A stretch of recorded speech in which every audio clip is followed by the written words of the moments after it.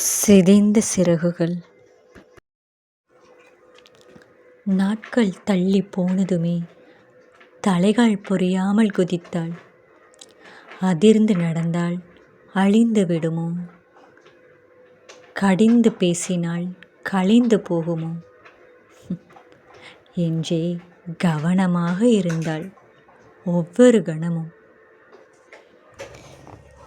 கணவனை அண்டை விடவில்லை, கனமான ஒன்றையும் தூக்கவில்லை. 8 திங்கள் நிறைந்த பின்னும் அவள் இருதயமும் சற்று கனத்து போனதென்ன? உருண்டு படுத்தால் குழந்தை உச்சி நோகுமோ? புரண்டு படுத்தால் மதலை புண்ணாகி போகுமோ என்றே அவள் தூக்கத்தை மறந்தாள். தண்ணீர் குடம் தூக்கி இடையில் வைக்கும் பொழுது தாய்மையின் வழியை கண்டாள் முதலில். குடம் சுமந்த கனப்பொழுதில் மெல்ல உடைந்தது அவள் பனிக்குடமும். ஓரிரு நாளிகையில் பெற்றெடுத்தாள் ஒரு பெண் தேவதையை. நாளொரு வண்ணமும் பொழுதொரு மேனியாய் வளர்த்தாள் தங்க மகளை. பூமி பட்டால் பொற்பாதம் நோகுமோ? தரையில் பட்டால் தங்க கால்கள் நோகுமோ என்றே அவள் இடுப்பை விட்டு இறக்கவே இல்லை.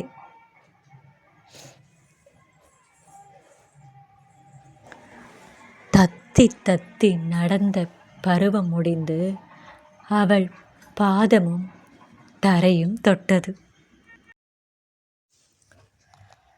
நிலைவாசல் தாண்டி அவள் பள்ளி சென்ற அழகை காண தாய் தந்தை கண்கள் பூத்து குலுங்கியது. 1 படித்தாச்சு, வயதோ 10 நெருங்கியாச்சு. கருக்கள் முறுங்கி போச்சு, காகமெல்லாம் அடைய போச்சு. பள்ளி சென்ற பிள்ளையோ இன்னும் வீடு வந்து சேரவில்லை. அங்குமிங்கும் அலைந்தாச்சு, அயலார் நெஞ்சும் பதறி போயாச்சு. 3 இரவு கழிந்து விடிந்த போது பெத்தவங்க உலகம் மட்டும் இருண்டு போச்சு. முள்ளு தச்சா தேகம் நோகுமோ என்றே பொத்தி பொத்தி வளர்த்த புள்ள கிழிஞ்சு கிடக்கு முட்புதருக்குள்ள. ஐயோ கடவுளே, பெண் பிள்ளைய பெத்தது தப்பா? 10 திங்கள் சுமந்தவள் இன்னும் சுமந்திருக்கலாம் பல வருடம். இறக்கி வைத்தது குற்றமா இந்த பாழாய் போன பூமியிலே? அந்த அரக்கனை பெற்றவளும் பெண்தானே.